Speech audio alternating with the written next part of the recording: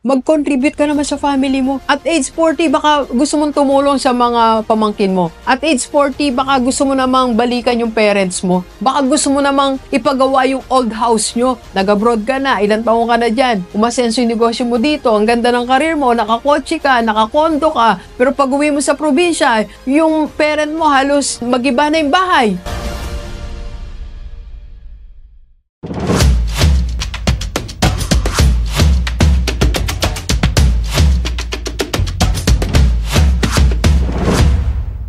Gilivers, sa mga may edad 40 patas, dapat ang focus natin 5F. Pag hindi about this 5 things na babanggitin ko, hindi natin siya gagawin. Learn how to say no for other things. Kahit magandang opportunity yan, kahit anong promises nila, basta hindi tungkol dito sa 5 pag-uusapan natin, it's a no. First is focus only on your finance, sabi nila. Dito ka lang nakafocus. So, kasama to sa listahan ng iyong bibigyan ng time at effort mo about finances. So, anong gagawin natin about this? First, dapat ang mga ginagawa mo o kasama sa mga routine mo, sa schedule mo is how to make more money. If you are employed right now, dapat dagdagan natin yan. Dapat isa sa pinag-iisipan mo, paano madadagdagan tong salary ko? Paano ako mapupromote? Paano ako magkaroon ng sideline? Paano ako magkakaroon ng overtime? At age 40, you need to make more money. Find way. And second, also find way how to multiply your money. At age 40, kung hindi pa nagmumultiply ang pera mo, kung paano siya dumating, ganun lang din siya, meron kang hindi ginagawa. Dapat may portion ng yung pera mo na nagmumultiply. Parang sa community po natin, dito sa IMG Rockstar, most of my members, 40 pataas, 50, may mga 60 pa. Dati, hindi sila nakapag-ipon, hindi nakapag-invest, lalo yung mga OFW natin, hindi nagmumultiply ang sweldo nila. Pero ngayon, dahil nag-aaral po tayo, nagmumultiply na a certain portion of their money, of their income. Kahit start with 5%.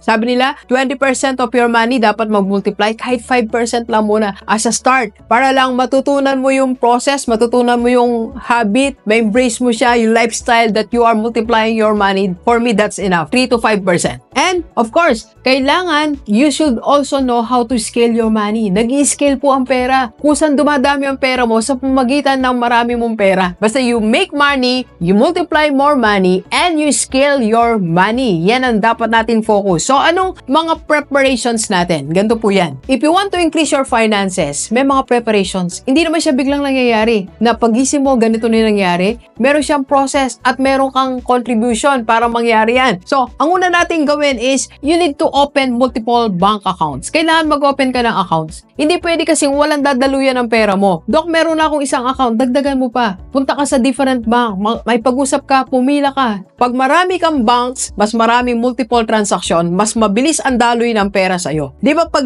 dumadalo yung pera sa atin, hindi naman imposibleng hindi tayo magkaroon ng gain. Pag tumunog yung account mo, dumaan dyan ng dollars, dumaan dyan ng peso, hindi pwedeng hindi tayo magkaroon ng gain. Hindi pwedeng hindi ka magkaroon, di ba? So, multiple bank accounts for multiple transactions para magkaroon tayo ng multiple sources of income. And of course, you have to start your business also. At age 40, kahit na maliit lang, makisosyo ka sa kaibigan mo, kapatid mo, sa circle of friends mo, sa mga tagal mo ng kaibigan na may business, you try to start your business. So that's first, finance. And second is fitness. At age 40, isa din sa mga focus mo, your fitness. You maintain your healthy lifestyle. Matuto tayong pagtuunan ng pansin o ng oras ang ating health. Yung mga check-up natin, do not miss. Pag sinabi ng doktor, bumalik ka. Kahit busy ka o meron kang meeting, kung ano man ang napakalagang gawain na yan, basta health first. Fitness. Bigyan mo rin time yung exercise mo. Kahit 15 minutes a day lang yan, galawin mo yung sarili mo para na-o ng fat burn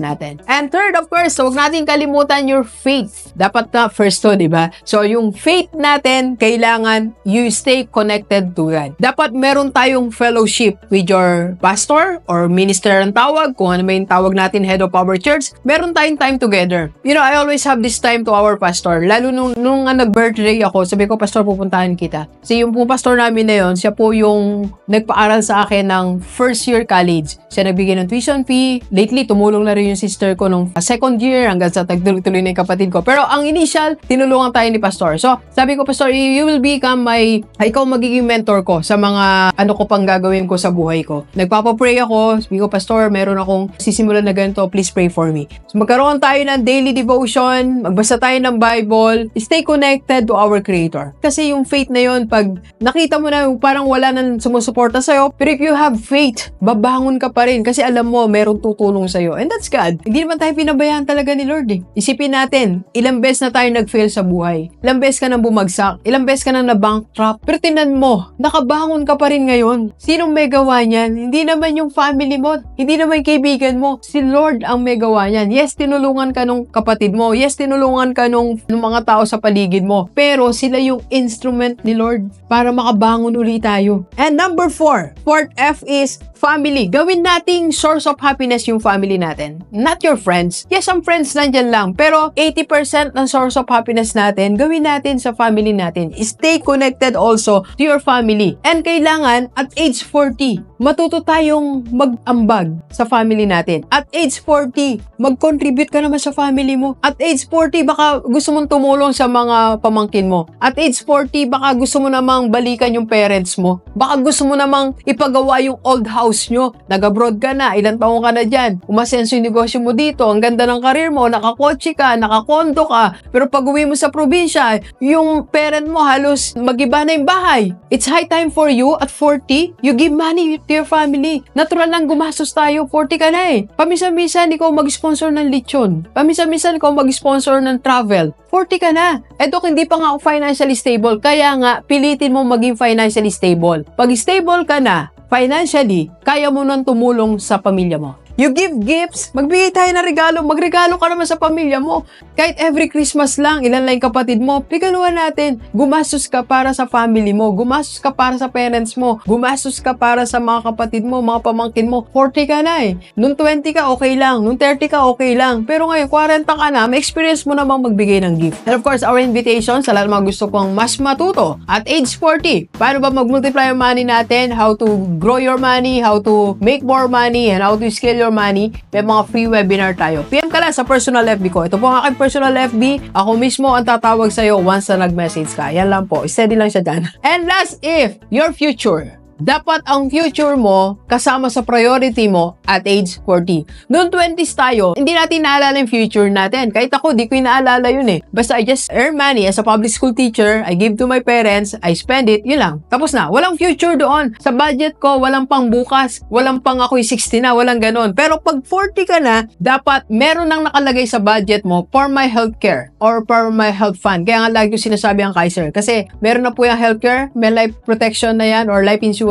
and meron na rin siya investment. Yung future mo, 3-in-1 na, nandiyan na sa Kaiser. Kaya i-Kaiser mo na yan. PM mo ako sa personal FB ko. And health fund. And of course, dapat may emergency fund na yung budget mo. Malalaman mong 40 years old ka na, natututo na kasi tayo sa buhay. So yung budget mo, meron lang for emergency fund, for health fund, for healthcare. Meron lang ganun. And of course, retirement money. So yung apat na yan, kailangan nakikita na sa budget mo at age 40. Healthcare, health fund, emergency fund, and of course, retirement fund. Yang apat na yan, kailangan nakikita na sa iyong budgeting. Alright, Gilibers, sa lahat ng mga gusto pang matuto at age 40, dapat ito lang ang focus natin. Okay? PM me sa personal FB ko para mas matulungan ka pa namin. Let's go, let's go! Kape po tayo!